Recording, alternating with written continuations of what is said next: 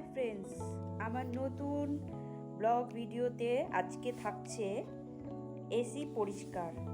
এখন প্রত্যেকটা ঘরে ঘরেই এসি রয়েছে, কারণ আমাদের বেঙ্গলে এত ওয়েদার হিট হয়ে গেছে যে ঘরের মধ্যে এসি না লাগালে ফ্রেন্ডস থাকাই যাবে না। তো এটা খুবই দরকারি একটা জিনিস। দেখে নাও খুব সহজে তোমরা কিভাবে এসিটাকে পরিষ্কার করবে। এইভাবে পরিষ্কার করে নিলে এসিটার ওপর প্রেশারও পড়বে কম। দেখো ফ্রেন্ডস, কতটা নোংরা যাকে বলে।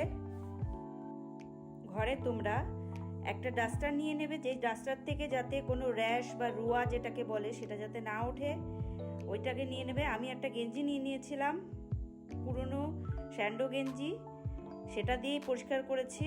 দেখো কত নোংরা, আর এর মধ্যে এটা ছিল, এটাকেও বার করেছি। দেখো খালি নোংরা কাকে বলে, কি করে ঢোকে দেখো, পুরো জালির মধ্যে পুরো নোংরা ভরে গেছে, ডাস্ট যাকে বলে, তুলোর মতো ডাস্ট ভর্তি। এটাকে আমি এখন খুলে নিয়েছি। খুলে নেওয়ার পরে আমি এখন জলে ধুয়ে নেব। প্লেন জলে শ্যাম্পু দিয়ে ধুয়ে নেবে। কোনো ডিটারজেন্ট পাউডার থাকলে সেটাকে দিয়ে ধোবে, সাবান টাবান ইউজ করবে না। শ্যাম্পু থাকলে তো ভালোই হলো, শ্যাম্পু দিয়ে নিয়ে প্লেন জলের মধ্যে কিচ্ছু করতে হবে না, জাস্ট ওটাকে মাখাবে। আর জলের মধ্যে দেখো এইভাবে আমি ধুয়ে নিয়েছি, মাখিয়ে নিয়ে জাস্ট জল দিয়ে ধুলাম, তো ওটা চলে গেছে।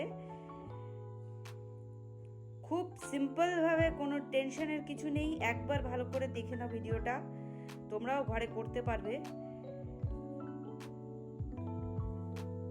আমি তো ফ্রেন্ডস আমার এসি এইভাবেই ক্লিন করে থাকি। টেকনিক্যালি কোনো প্রবলেম হলে সার্ভিস সেন্টার থেকে তো লোক ডাকতেই হবে, কিন্তু এইভাবে ঘরোয়াভাবে আমি উপর দিয়ে এসি পরিষ্কার করে নেব।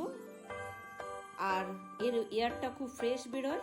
আমার কাছে ঘরে কলিং ছিল, সেটা দিয়ে আউটসাইড পরিষ্কার করে নিলাম।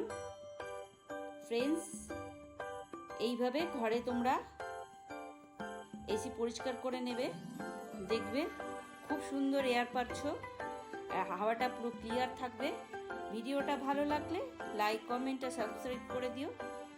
আমার পাশে থেকো। এইভাবে ঠেলে আমি নেটগুলোকে আটকে দিয়ে মেশিনটাকে বন্ধ করে দিলাম। দেখো এইভাবে আমার এসিটা কেমন পরিষ্কার হয়েছে, কমেন্ট সেকশনে অবশ্যই জানিও। আবারও আমি কলিং দিয়েই পরিষ্কার করে ফেললাম উপরটা।